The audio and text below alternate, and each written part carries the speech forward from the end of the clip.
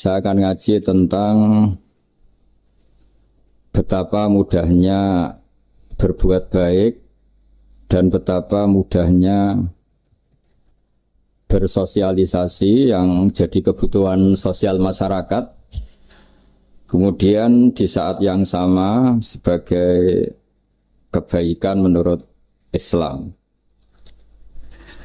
Ini saya baca kitab yang sangat otoritatif, yaitu kitab Sahih Muslim, di mana kita tahu dalam Islam pegangan ahli sunnah wal jamaah, juga pegangan ulama seluruh dunia adalah Al-Kutubus Sittah, kitab 6, diantaranya yang hadis Bukhari Muslim. Di sini ketika Nabi ditanya tentang beberapa kebaikan, yaitu dari pertanyaan ayul a'mali afdal, amal apa yang terbaik, di antaranya Nabi menyebut sekian: iman billah, iman kepada Allah Ta'ala. Kemudian ini yang penting dilakukan semua pemimpin, oleh bupati, oleh wakil bupati, oleh seluruh pemimpin, baik struktural maupun kultural, maupun pemimpin kecil, yaitu di keluarga. Yaitu Nabi ngendikan di antara misi Islam adalah memerdekakan budak. Kemudian ada yang lagi tanya lagi, fa'illam af'al. Lalu dari sekian kebaikan yang butuh biaya itu saya tidak mampu melakukan ya Rasulullah. Kalau nyumbang masjid saya tidak mampu. Kalau berbuat bikin fasilitas umum saya tidak mampu. Ada yang sekian pertanyaan dari sahabat, kalau misalnya kebaikan yang butuh biaya kami tidak mampu, termasuk di sini disebutkan kemampuan berhaji, kemampuan zakat, kemampuan sedekah. Kalau semua itu kami tidak mampu ya Rasulullah. Kata Nabi, tu'inu soni'an aw tasna'u li akhirat. Ini di Sahih Muslim di bab iman dengan judul Babu bayani kaunil iman billah afdalal a'mal. Kalau saya tidak mampu semua melakukan itu ya Rasulullah, yaitu melakukan kebaikan yang butuh biaya, kayak bangun masjid, bangun jalan, bangun fasilitas-fasilitas publik. Tu'inu soni'an aw tasna'u li akhirat. Tu'inu nulungi sira soni'an ing wong sing ahli sun'ah, ahli kreatif, atau ahli, kalau orang sekarang itu bilang dia pekerja. Dia pekerja rumahan atau production house atau apa saja. Aw tasna'u li akhirat. Atau kamu membantu orang yang tidak punya pekerjaan. Terus sahabat masih tanya, aro'aita indo iftu an ba'dil amal. Kalau semua kebaikan aktif saya tidak mampu melakukan ya Rasulullah, kebaikan menolong orang lain, kebaikan yang bersifat aktif. Jawabnya Nabi, dan ini pegangan saya, pegangan kita semua, panduan dari Rasulullah SAW, Nabi ngendikan, takufu syarroka anin nas fa innaha sodakotun minka ala nafsik.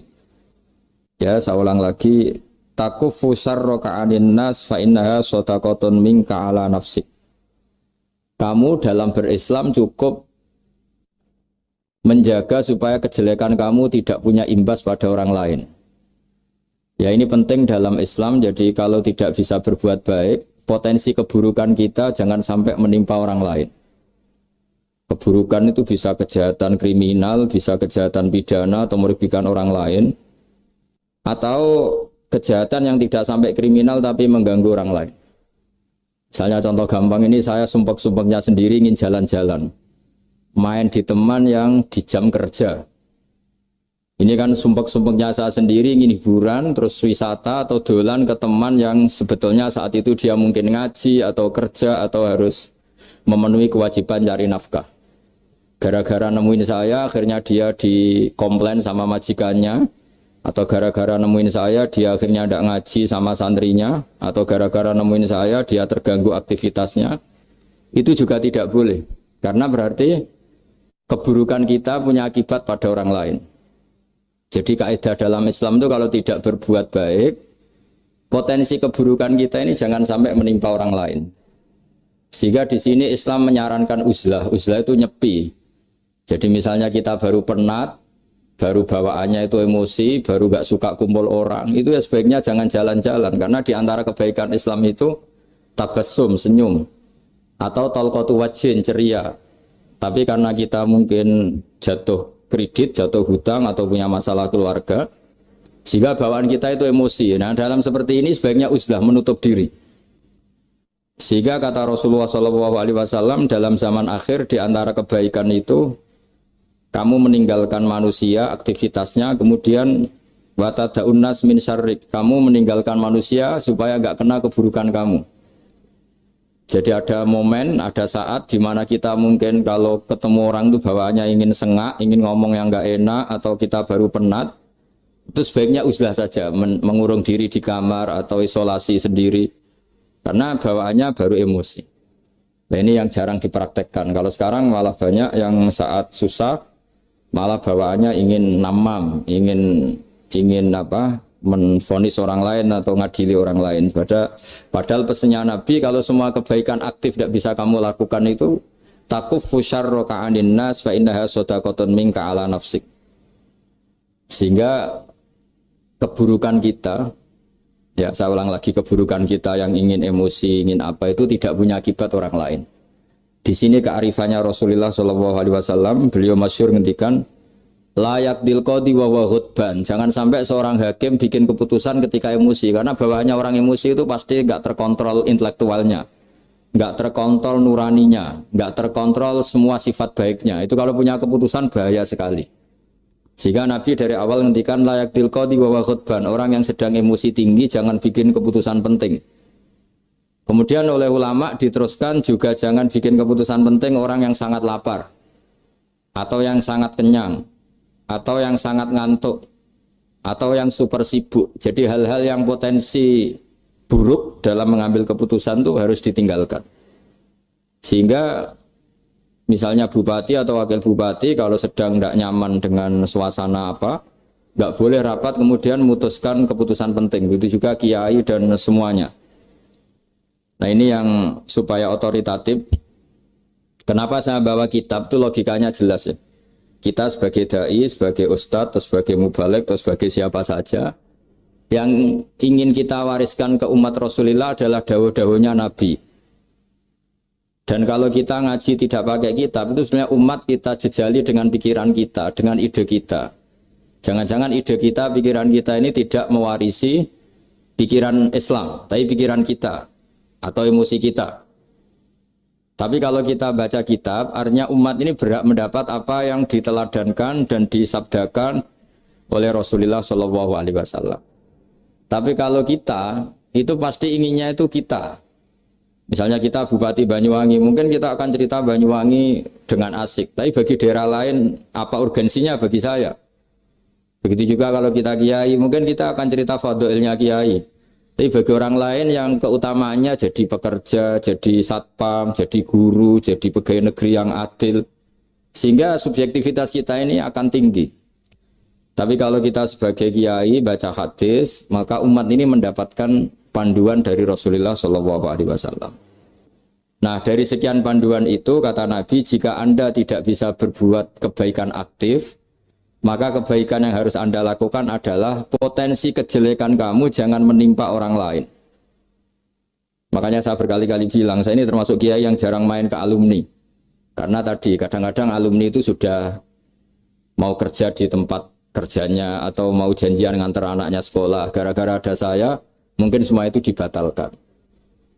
Sehingga silaturahim itu juga harus dimanage supaya tidak mengganggu haknya orang yang kita silaturahimi. Jangan sampai silaturahim jam 9, saatnya orang kerja, kemudian dia dapat peringatan dari pabriknya gara-gara sering didolani kiainya. Itu kan jadi ribet. Atau kiai karena sering didolani terus tidak ngaji, metu tamu terus. Itu kan jadi ribet. Apapun itu, sehingga orang itu harus berpikir perilakunya itu tidak punya akibat la doror wala diror. Jangan mengganggu dirinya, juga jangan mengganggu orang lain. Ini oleh Nabi disebut takuffu syarra ka'adin nas fa innaha shadaqatun minka ala nafsik. Sifat buruk kamu itu harus dijaga supaya tidak menimpa orang lain, dan itu berarti menjadi sedekah kamu atau amal kamu pada diri kamu sendiri. Jadi ini penting dimaklumatkan ke semua kita bahwa saat kita tidak bisa berbuat baik aktif, misalnya nggak bisa sedekah, nggak bisa menolong orang, setidaknya keburukan kita tidak menimpa orang lain. Nah, termasuk keburukan yang terselubung adalah kita punya pikiran yang menurut kita ini hebat, tapi bagi orang lain mungkin bahaya. Misalnya kita punya pikiran ingin jadi orang kaya raya yang dermawan. Itu artinya kan pikiran baik karena ingin jadi dermawan. Tapi artinya bayangkan orang lain tuh miskin semua butuh derma kamu. Mana mau orang lain kamu bayangkan miskin butuh derma kamu. Orang lain juga bayangkan dirinya kaya gak butuh derma kamu. Itu namanya kebaikan yang subjektif. Kamu ingin jadi kiai yang ngajarin orang banyak. Oke, itu baik. Tapi kan berarti kamu bayangkan orang lain gak bisa ngaji, terus kamu saja yang bisa ngaji, sehingga kamu yang ngajarin. Ya sudahlah, kebaikan itu udah usah muluk-muluk seperti itu. Jadi apa yang ditakdirkan kita jadi bupati ya jadi yang baik, menolong pekerja-pekerja yang baik. Saya kemarin diceritain banyak oleh Mas Anas, aktivitas Pemda Banyuwangi yang menolong banyak orang, juga masyarakat juga saling menolong, dan seterusnya dan terusnya. Jadi ini jelas maksud saya supaya bupati dan semuanya pemimpin melakukan kebaikan itu berdasar panduan dari Rasulullah SAW, di mana di antara aturan yang dianjurkan beliau adalah aktivitas kita sebagai manusia adalah tu'inu soni'an au tasna'uli akhraq. Ya, saya ulang lagi, saya ulang teks hadisnya secara lengkap supaya dapat berkahnya Rasulullah SAW. Ada beberapa pertanyaan dari sahabat, ya Rasulullah, jika saya tidak bisa berbuat baik yang berbiaya atau tidak bisa berbuat baik yang aktif, apa yang saya harus lakukan? Nabi ngendikan tu'inu shani'an aw tasna'u li asra. Kamu membantu orang yang bekerja atau kreatif, orang-orang yang kreatif atau pekerja apa saja kamu bantu, dan bantu orang yang tidak punya pekerjaan. Terus ditanya lagi, qultu ya Rasulullah ara'aita in dha'iftu an ba'dil amal. Bagaimana kalau itu pun saya tidak bisa ya Rasulullah? Terus Nabi ngendikan tafuqifu syarraka anin nas fa innaha shadaqatun minka ala nafsik. Yang penting keburukan kamu tidak menimpa ke orang lain, dan itu bagian dari sedekah kamu. Nah, perlu saya ingatkan ke semua kita lah. Makanya pentingnya membaca umat Islam dengan ilmu ushul fikih. Saya berkali-kali bilang, jika ada seseorang tidur, itu jangan kamu baca sebagai tidur yang meninggalkan tahajud, meninggalkan sholat qiyamul lail, meninggalkan wiridan di malam hari. Tapi juga bacalah saat itu dia tidak dugem, tidak maksiat, tidak narkoba. Sehingga barokahnya ilmu itu ada respek pada umat Islam yang tidur. Karena tidur itu juga ada fungsi meninggalkan sekian maksiat, sekian kriminalitas. Tapi kalau kita kulino tidak baca dengan ilmu, maka melihat orang tidur itu ya kayak meninggalkan tahajud, meninggalkan wiridan, meninggalkan qiyamul lail, sehingga bawaannya kita ini akan kurang respect. Tapi kalau kita membacanya dengan ilmu, orang yang tidur di malam hari, maksudnya ya sudah sholat isya, itu ada sekian potensi maksiat yang dia tinggalkan. Dia tidak ngerasani orang, tidak adu-adu orang di medsos, dia tidak dugem, tidak meninggalkan. Pokoknya ada sekian kebaikan dalam saat tidur itu. Ini barokahnya ilmu. Tanpa ilmu kita tidak bisa respect seperti ini. Karena bawaannya akan, oh ini malam-malam tidak tahajud, tidak wiridan, tidak apa. Tapi kalau kita dengan ilmu, itu akan membaca dengan tidur, artinya orang tidak maksiat, tidak dugem, tidak ngerasanin orang, tidak ngata-ngatain orang. Nah di sini sadaqallahul azim ketika ngendikan wa min ayatihi manamukum billaili wan nahar. Termasuk ayat Allah itu orang tidur. Maksudnya tidur yang dengan dimaknai positif tadi, bisa istirahat, bisa meninggalkan maksiat, bisa apa-apa.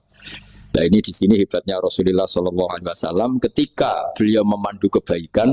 Di antara kebaikan itu apa? Takufu syarroka anin nas fa innaha shadaqatun minka ala nafsik.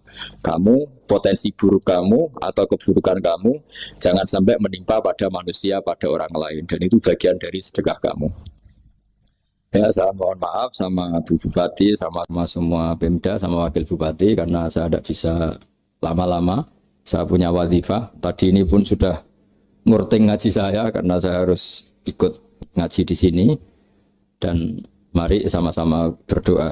Al-Fatihah. Jadi status gambaan ini kita mantapkan dulu. Jangan ada status lain kita di depan Allah kecuali status kehambaan. Yeah. Saya punya analogi dan itu saya ulang-ulang karena di antara ciri Quran itu mengulang-ulang sesuatu yang harus jadi pegangan. Saya ulang lagi, di antara ciri Quran itu mengulang-ulang sesuatu yang jadi pegangan. Jika kita belajar ilmu fisika atau ilmu apa saja, maka kita akan bicara materi sesuai statusnya. Jadi kita harus latihan untuk iman kepada Allah. Saya tanpa mengurangi rasa hormat, saya memberi contoh begini ya. Ini jam, materinya dari besi. Ini kertas, materinya ya kertas. Tentu secara fisik, orang akan bilang jam ini lebih kuat timbang kertas. Dan itu pasti dibenarkan dari segi materi. Tapi kalau Anda beragama dan Anda tahu bahwa pengendali alam raya ini Allah Ta'ala, maka kamu akan bilang, terserah Gus Baha. Gitu. Bisa saja jam ini saya punya niat saya hancurkan, kertas yang lemah ini saya simpan. Sehingga jam tangan ini 5 menit lagi saya hancurkan sehingga benar-benar rusak. Sementara kertas ini saya simpan sampai bertahun-tahun awet. Nah, kira-kira seperti itulah ilmu manusia. Sesuatu yang kita sangka kuat, ternyata Allah punya rencana menghancurkan itu. Dan yang kita sangka lemah, ternyata Allah punya rencana untuk mengabadikan itu. Nah, di sini pentingnya iman, lahu maqalidus samawati wal ardh. Hanya Allah yang mengendalikan semua. Jadi jangan mentang-mentang kita punya ilmu bahwa materi besi itu lebih kuat timbang kertas, terus kita pastikan bahwa besi lebih awet ketimbang kertas. Kita sisakan satu keyakinan, terserah Allah, terserah pengendalinya. Nah itu agama, bilang terserah pengendalinya itu agama. Ya mungkin tadi aja problem sinyal, saya ulang lagi. Ibarat saya ini megang jam tangan, yang materinya dari besi. Ini kertas yang materinya lemah. Tentu kita akan bilang bahwa jam atau besi lebih kuat ketimbang apa? Kertas. Tapi Anda salah. Anda harusnya ngomong bahwa terserah pengendalinya. Bisa saja saya punya rencana menghancurkan besi ini sehingga 5 menit lagi hancur. Dan saya ingin mengabadikan kertas ini saya simpan di tempat yang aman. Nah kira-kira agama itu bukan anti ilmu, sehingga agama boleh kamu mengatakan besi ini lebih kuat ketimbang kertas. Tapi harus kamu tambahi dari segi materi. Tapi kalau dari segi pengendalinya, maka kita jawab terserah Allah Subhanahu wa ta'ala. Nah ini di sini pentingnya beragama. Jadi meskipun Mars itu kayak apa kuatnya, bumi, gunung kayak apa kuatnya. Ternyata gunung yang kita kira kuat, ternyata nyimpan magma yang potensi meledak. Yang gunung kecil yang kelihatan dari pasir kecil yang tidak berdaya, ternyata nggak nyimpan magma, jadi nggak direncanakan untuk diledakkan. Itu, nah agama itu seperti itu, yang disebut di surat Yasin misalnya Allah itu siapa? Biyadihi malakutu kulli, yang dalam kendalinya itu semuanya di alam raya ini. Sehingga di kehidupan nyata juga sama. Ada orang yang nekuni ilmu ekonomi, tapi miskinnya Masya Allah. Ada yang gobloknya Masya Allah tapi kaya. Ada kiai yang punya doa banyak, hidupnya biasa. Yang nggak punya doa kaya. Itu saya pernah baca di sebuah hadis qudsi. Ada riwayat begini. Nabi Musa ketemu Allah ditanya. Limadza kata Allah, kenapa saya memberi rezeki orang yang bodoh? Mak itu orang yang bodoh sekali. Kadang tak ciptakan dia jadi orang kaya. Dan yang pintar ekonomi kadang tak ciptakan jadi orang miskin. Si Nabi ini tanya, kenapa ya Allah? Supaya dia tahu yang mengendalikan rezeki itu saya, bukan ilmunya dia. Katanya. Jadi banyak orang, misalnya kita yang pintar, dipekerjakan orang yang nggak pintar. Yang punya pabrik tidak pintar, mengerjakan orang yang pintar. Jadi ya kira-kira agama itu seperti itu. Sehingga dalam kita beragama itu yang paling ditekankan itu tawadhu. Tawadhu itu merasa sopan atau memang sopan betul. Kalau dalam Ihya disebut sekiranya Anda tidak bisa tawadhu secara rasa, tawadhulah secara ilmu. Saya ulang lagi ya, sekiranya Anda tidak bisa tawadhu secara rasa, tawadhulah secara apa? Ilmu. Karena ilmu itu akan abadi. Saya beri contoh begini, saya ini kan misalnya kiai di kampung saya atau di kecamatan saya. Saya mungkin bisa merasa hebat karena saya tokoh di sini. Tapi pastikan sebelum ada saya yang bernama Baha ini, agama sudah jalan. Dan di daerah lain yang nggak kenal saya juga agama sudah jalan. Betapa tidak pentingnya saya di kawasan-kawasan yang nggak butuh saya atau di era yang sebelum ada saya. Nah dengan ilmu seperti itu orang pasti tawaduk karena dia tahu daerah yang nggak ada saya ternyata ya ada masjid, ada agama. Periode yang sebelum ada saya juga agama jalan. Sehingga kita tidak kumo luhur, wah kalau nggak ada saya agama nggak jalan. Zaman Wali Songo tidak ada saya agama ya jalan. Ekonomi juga gitu. Kalau Anda pakar ekonomi yang mensejahterakan rakyat, cara tawadhu itu kalau nggak bisa dengan rasa, dengan ilmu. Sebelum ada kamu banyak orang kaya, banyak orang yang nggak kenal kamu juga kaya. Banyak periode yang saat itu udah ada Anda juga kaya. Berarti Anda ini tidak siapa-siapa. Makanya saya pernah didatangin seorang profesor, ini kisah nyata. Gus, sebetulnya saya dengan bapak saya itu pinter mana? Bapak saya itu tidak tamat SD, tapi saya bisa profesor. Saya ini profesor, anak saya naik kelas saja sudah senangnya bukan main. Setidaknya ini orang bodoh bisa menciptakan orang pinter, yang orang pinter kesulitan menciptakan orang pinter lagi. Nah, kalau kita tidak bisa tawaduk secara rasa, tawaduklah secara ilmu. Ikhlas juga gitu, saya sering ngajarkan ikhlas di beberapa kesempatan ngaji. Kalau Anda tidak bisa ikhlas secara rasa, ikhlaslah secara ilmu, pasti bisa, bukan mungkin bisa, pasti bisa. Secara ilmu. Makanya di Quran disebut fa'lam annahu la ilaha illallah. Ilmu, fa'lam itu dari kata ilmu. Saya beri contoh, saya mulai kecil sampai sekarang. Sekarang saya sekitar umur 50 tahun. Mulai kecil sampai sekarang itu ya bilang kalau kertas ini putih. Itu ya ada yang gaji, ada yang bayar. Tapi saya selalu bilang kertas ini putih. Yang hitam ya saya katakan hitam, yang merah saya katakan merah. Kenapa? Karena itu fakta. Saya ulang lagi, karena itu fakta. Sehingga saya untuk mengatakan putih tidak perlu ada yang bayar. Sehingga ketika kita latihan sholat, latihan ibadah, dan mengakui Allah itu sebagai Tuhan kita, kita akan malu. Loh, faktanya Allah itu kan Tuhan. Mau mengatakan fakta kok minta upah ini gimana? Kita mengatakan Allah Tuhan itu sama dengan mengatakan kertas ini putih. Sama-sama itu fakta. Sama seperti saya mengatakan Pak Jokowi itu presiden kami. Itu kan fakta. Masa nunggu kalau dikasih BLT katakan presiden, kalau enggak ya enggak. Itu kan ribet jadi. Pak Manut misalnya rektor UGM. Mbok saya enggak digaji di sana atau enggak kerja di sana bilang kalau beliau itu rektor. Pak Ganjar gubernur Jawa Tengah. Mbok saya dikenal apa enggak ya beliau tetap gubernur. Lama sekali kita mengatakan fakta itu ikhlas. Ikhlas itu artinya enggak minta apa-apa. Karena kita ingin ngomong sesuai fakta. Nah Allah Tuhan itu fakta gitu. Nah kenapa untuk mengatakan Allah Tuhan nunggu?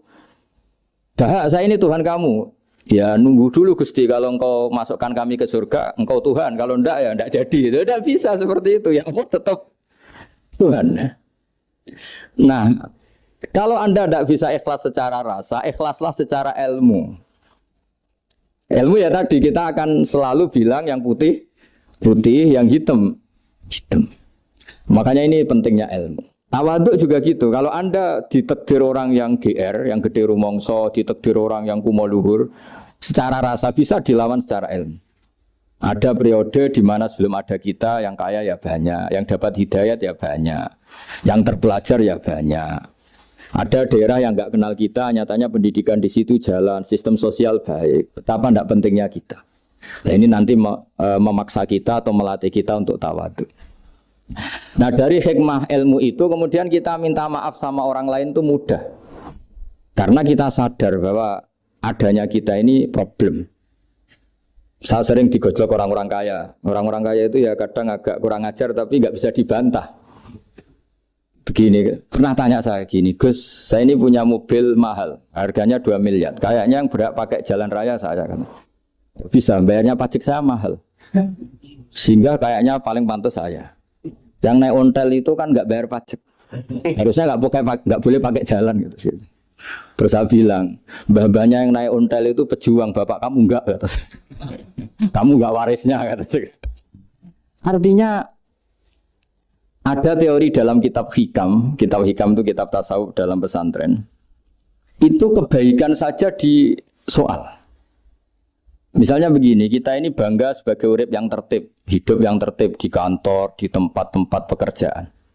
Tapi kalau itu semua terjadi, kalau ada kecelakaan di jalan itu nggak ada yang nolong langsung. SAR paling efektif, tim penolong paling efektif itu ya orang-orang nganggur itu. Orang-orang yang di jalan-jalan di perapatan itu kalau ada kecelakaan langsung nolong. Itu nanti ambulan itu yang kedua, ketiga, yang nolong pertama ya orang-orang yang nganggur-nganggur di jalan itu. Ada orang tersesat nolong. Maka ketika seorang sahabat tanya, ya Rasulullah, kalau engkau melarang kita jagongan di jalan, itu kita tidak bisa. Tapi kata Nabi, ya silahkan saja, tapi adu hak torik, kamu di jalan itu datangkan. Apa itu? Ya kamu bisa amar ma'ruf nahi mungkar. Coba kalau di terminal, di tempat publik banyak orang yang soleh, itu nanti copet ya sungkan. Yang mau jambret ya sungkan, karena yang di situ orang-orang soleh. Nanti yang nggak sholat juga sungkan, karena yang di situ banyak yang sholat. Jadi kenyamanan orang pergi jauh di tempat-tempat sepi itu ya barokahnya orang-orang nganggur terus ngaji, wah nengkono masih rame, ada orang yang di perapatan, di pertigaan.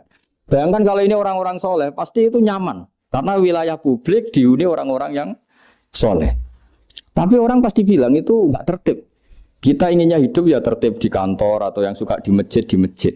Tapi kalau itu terjadi, itu nggak ada tim SAR gratis yang setiap saat kalau ada orang kecelakaan nolong.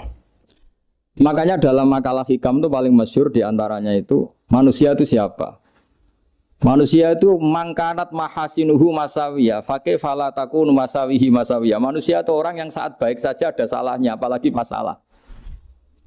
Jadi kalau kamu punya toko lagi laris dan saat laris itu Anda ngerumat keluarga Anda melakukan kebaikan pada keluarga Anda, pasti ada toko lain yang termahjubkan, yang tersingkirkan. Makanya saya pernah diskusi sama kiai besar, guyonan sama saya. Kita kalau kiai besar sebaiknya kalau diundang di musala kecil datang apa enggak? Kata kiai yang satu, jangan datang Gus, itu jatahnya kiai kecil. Terus kata yang satu, datang Gus sebagai bukti tawaduk bahwa kita kiai besar pun mau diundang yang kecil. Akhirnya kita ini ya kadang datang kadang enggak, karena kadang kita enggak datang supaya jatah rezeki kiai kecil enggak terambil. Kadang yang mau datang supaya dikira tawaduk. Makanya kalau seorang profesor sering terubah di bawah itu ya kasihan yang S1, SPDI itu kan nanti gak jadi bintang kalau profesornya sering turun. Kalah terus itu. Jadi kadang-kadang itu orang itu harus berpikir secara ilmu, jangan rasa terus. Jadi itu ilmu. Jadi semua yang kebaikan yang kita lakukan itu secara ilmiah bisa diperdebatkan. Ada orang senang ngomong serius supaya bangsa ini maju. Tapi bapak saya itu pesan saya, kamu kalau ngiyai itu jangan sering ngomong serius kan. Masyarakat sudah capek mikir utang, mikir keluarga. Jadi itu sowan kiai dijak ngomong serius lagi nanti capek kan. Sehingga kiai-kiai dulu itu kalau ketemu orang ya guyon terus. Karena tahu masyarakat sudah capek. Sudah banyak yang takut tanggal kredit gitu. Sudah takut tanggal kredit, takut problem sowan kiai diancam neraka lagi, itu kan ketakutan berkali-kali. Jadi makanya ini kan kebaikan itu dievaluasi karena kita tidak nabi, tidak wali. Jadi kalau kata hikam itu apa yang Anda kira baik itu ada masalah, apalagi sedang masalah. Saya sering cerita ada orang suami istri harmonis sekali. Itu tanyakan ibunya, pasti mulai gak peduli dengan ibunya karena terlalu harmonis dengan istri. Tapi itu pasti bukan mungkin lagi. Jadi jangan tanya istrinya, tanya ibunya. Oh, jok nikah lupa saya. Ngalor ngidul sama istrinya. Tanyakan temannya. Wah, itu jok nikah lupa temennya. Tapi yang baik sama teman, tanyakan istrinya. Jatah belanja untuk ngopi. Begitu terus itu. Jadi siklus sosial itu. Nah, di sini pentingnya saling minta maaf karena dalam kebaikan kita pasti ada kesalahan. Ketika karir kita baik di pemerintahan maupun di kampus, pasti dengan sendirinya ada yang agak tersingkirkan. Meskipun itu sudah hukum alam. Tapi apapun itu kita harus minta maaf. Makanya banyak saya sering cerita berkali-kali. Dulu itu ada dua nabi yang seangkatan. Itu luar biasa debat ilmiahnya. Tapi debat baik. Mulai dulu ya ada polemik itu ya mulai dulu ya ada. Yang Nabi Yahya itu suka berkawan orang-orang soleh. Kalau ditanya kenapa kamu berkawan orang-orang soleh? Ya enak lah. Karena berkawan orang soleh. Yang Nabi Isa sering berkawan orang-orang yang nggak jelas. Ditanya, kenapa anda suka berkawan orang-orang yang nggak jelas? Innama ana tabibun udawil mardo. Nabi dan kiai itu ibarat dokter, ya tentu menyembuhkan yang sakit. Kalau anda seorang dokter pasti neliti daerah-daerah pandemi, masa neliti daerah sehat? Nah, jadi dulu bapak wasiat ke saya gitu, kau nak jadi kiai kok bengkel, jadi kiai itu kayak bengkel. Kalau nggak siap dadani orang nggak jelas ya jangan jadi kiai kan. Itu ya, tapi kan masalahnya kita sendiri solehnya pas-pasan, takut terkontaminasi. Jadi yang jelek bukan jadi baik, kita yang baik jadi jelek. Nah itu kan mulai dulu ya polemik sejauh mana kita punya kekuatan untuk tidak terpengaruh yang negatif. Yang negatif terpengaruh kita menjadi positif. Jadi ini cerita-cerita sawalan bahwa dalam kebaikan kita itu ada kesalahan. Maka kita tetap istighfar, tetap saling minta maaf. Dulu bapak saya kalau diceritain ada seorang kiai sampai sepuh jadi imam masjid, istiqomah sekali. Dulu bapak saya itu guyu. Ya istiqomah, tapi wong liya terus ra iso dadi kader. Jadi calon-calon kiai ini sudah putus asa karena nggak pernah punya kesempatan jadi imam. Jadi di balik istiqomah itu ya ada memahjubkan orang lain. Makanya alhamdulillah di Indonesia itu ada pegawai pensiun. Kalau enggak habis itu. Karena yang anyar-anyar itu mesti ini kurang pengalaman, ini kurang senior. Tapi baru kan ada pensiun kan gantian. Tapi masalahnya di dunia kiai itu udah ada pensiun. Tambah sepuh tambah mantap, tambah sepuh tambah mantap. Nah itu sebaiknya ya mulai mundur-mundur sedikit dari imam masjid itu. Ya nyari-nyari yang lain lah supaya ada kaderisasi, ada. Jadi intinya itu di balik kebaikan yang kita lakukan pun itu ada masalah sehingga kita butuh istighfar. Di sini pentingnya dawuhnya para wali-wali, dulu ada istilah wastighfaruna yahtaju ilal istighfar. Ketika kita minta maaf, sebetulnya minta maaf sendiri itu butuh minta maaf lagi. Minta maaf lagi itu butuh minta maaf lagi. Misalnya saya dengan Mas Hilmi ini akrab, pernah pakai uangnya misalnya. Itu kadang kita bayar itu malah tersinggung, kok kayak orang lain saja bayar. Minta maaf juga gitu, kalau kamu punya teman akrab, terus minta maaf resmi itu tersinggung. Kayak wong liya ae jaluk sepuro. Jadi kadang jaluk sepuro itu malah masalah. Itu kan sama, kamu punya teman akrab terus kalau mau main, assalamualaikum, sakit masuk nopo boten, angsal boten. Boleh enggak main, itu mesti teman kamu tersinggung. Kok kayak orang lain saja. Artinya ketika Anda merasa benar karena protokoler ketika masuk ke teman, ternyata itu salah. Teman kamu maunya enggak protokoler karena sudah akrab. Tapi ketika kita merasa akrab, ternyata selonang-selonang dianggap problem, kita tidak pernah tahu. Nah di sini kata ulama-ulama, minta ampun itu kebutuhan manusia. Karena dalam kebaikan kita, pasti ada kesalahan. Makanya disebut, wastighfaruna yahtaju ilal istighfar. Kita selalu diajari Rabbana dzalamna anfusana, ya Allah, kita ini selalu mendolimi diri kita sendiri. Jadi saat kita baik pun ada unsur kesalahan. Yaitu tadi, kalau Anda jadi orang pasti ada yang termahjubkan. Kalau Anda kiai besar atau profesor atau pejabat turun ke bawah. Ya kalau gubernur turun terus ya bupati gak jadi bintang. Kalau saya kiai besar misalnya turun terus ya kiai kampung itu ya kasihan. Yang saya pernah diundang Manakipan tidak datang itu kiai kecil bilang matur nuwun Gus gak teko. Aduh iwake gak untuk saya katanya. Barokahnya saya ada itu lucu ya matur nuwun betul. Matur nuwun Gus jenengan gak dugi jadi. Akhirnya jatah besarnya untuk saya. Nah, tapi yang punya rumah komplain. Gus udah ngeratau teko PP aku wong cilik. Nah ini saya harus mendahulukan versi Soibul Bait yang punya rumah apa versi Kiai yang termahjubkan. Artinya pilihan apapun saya harus istighfar karena ada saja unsur salahnya. Ya makanya ini kan makanya ya saya minta UGM juga saya sering undang saya terus nanti dikira karena kampus besar Gus Bak mau juga keliru lagi. Kalau 1-2 kali mungkin boleh, kalau keseringan ya nggak boleh. Nanti itu dikira saya maunya hanya sama kampus besar, padahal saya sama RT ya sering datang juga. Nah ini yang terakhir saya bacakan teks otoritatif sebagaimana janji saya. Kata Rasulullah SAW di sebuah hadis. Ini terakhir nanti supaya nggak lama-lama saya juga punya wadhifah. Ada orang itu punya hutang. Hutang itu ya hutang, memang hutang. Singkat cerita orang itu tidak bisa bayar sampai akhirat. Dan aturannya Allah, orang yang punya hutang tidak bisa bayar ini harus diaudit, harus diselesaikan di akhirat. Kalau tidak bisa diselesaikan di dunia, diselesaikan di akhirat. Walhasil akhirnya di akhirat itu ditagih dan tidak mampu bayar. Karena di akhirat sudah tidak ada kredit, tidak ada ATM, tidak ada apa saja. Terus kata Allah, solusinya kebaikan kamu dikasihkan yang ngutangi. Ternyata kebaikan dia tidak cukup juga. Bayarnya apa? Kejelekan yang ngutangin dikasihkan yang utang. Kayak apa celakanya? Kebetulan yang ngutangi salahnya buahnya, ini kan repot. Tapi Allah itu tidak suka kalau ada orang mukmin yang satu saudara kemudian masuk neraka karena saudaranya ini. Kata Allah, jika ini masuk neraka berarti disebabkan komplain atau ketidakikhlasan temannya yang mukmin. Masa orang mukmin menyebabkan mukmin yang lain masuk neraka? Allah tidak ingin. Makanya di antara nikmatnya beragama itu ukhuwah, persaudaraan.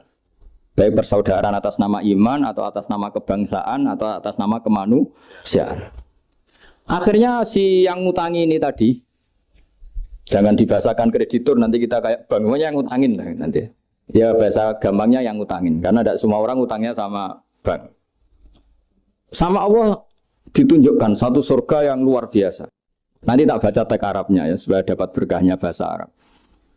Terus saking mewahnya surga itu, si yang ngutangin tanya, ya Allah itu untuk nabi siapa? Karena semewah itu pasti untuk kelas nabi. Atau untuk wali siapa? Katanya, terus kata Allah, sabda Allah, untuk siapapun yang mampu membeli. Lalu siapa yang bisa membeli surga semewah itu? Kamu bisa. Terus, dengan apa ya Allah? Kamu mengampuni teman kamu itu. Kamu bebaskan dari utangnya. Nanti tak kasih surga itu. Terus, akhirnya sama Allah, kata orang itu, ya Allah saya bebaskan. Ya sudah, kamu berdua masuk surga. Karena Allah tidak ingin ada kasus aneh. Dua orang mukmin ini kan bersaudara. Masa bersaudara kemudian yang satu menjadi penyebab masuknya neraka karena ini tidak mau memaafkan. Artinya kalau kita syawalan itu harus benar-benar mau memaafkan. Karena kalau tidak, Anda menjadi penyebab teman kamu masuk neraka. Jadi kita janganlah jadi orang mukmin yang menjadi problem bagi saudara kita. Jadi makanya saya itu berharap ada wali utang saya tidak bisa bayar karena ini masih dibela-belain Allah ini. Karena Allah nggak ikhlas kalau ada walinya masuk neraka. Jadi kalau ada wali utang kamu itu utangin saja, doain nggak bisa nyaur, no? Nggak bisa bayar. Nanti ini akan dibela-belain Allah di akhirat. Karena wali ini nggak pantas masuk neraka. Ya, jadi kalau ada wali utang kamu mau bayar sudah Anda tidak usah bayar, nanti di akhirat saja. Lah yang ribet kalau yang kamu utangin dia ahli neraka, kamu nagihnya disuruh masuk neraka. Nah, itu ribet itu. Sudah utang dia ahli neraka.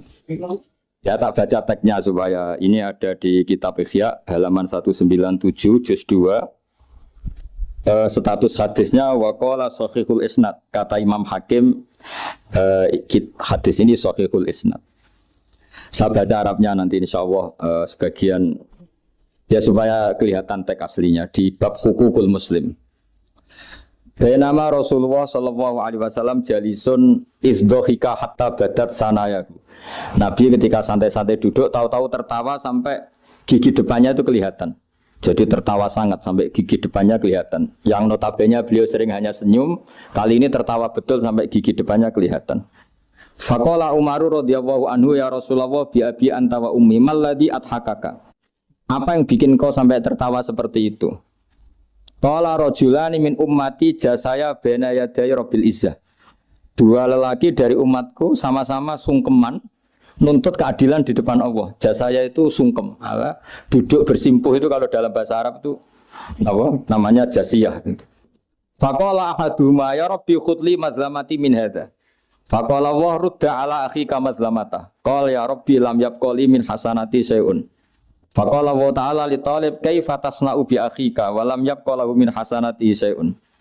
Faqala ya rabbi falyahmil anni min auzari. Kalau kebaikannya dia tidak cukup, ya salah saya supaya dilimpahkan ke dia. Terus summa fadat aina Rasulillah sallallahu alaihi wasallam bil buka. Nabi di tengah-tengah cerita tuh nangis.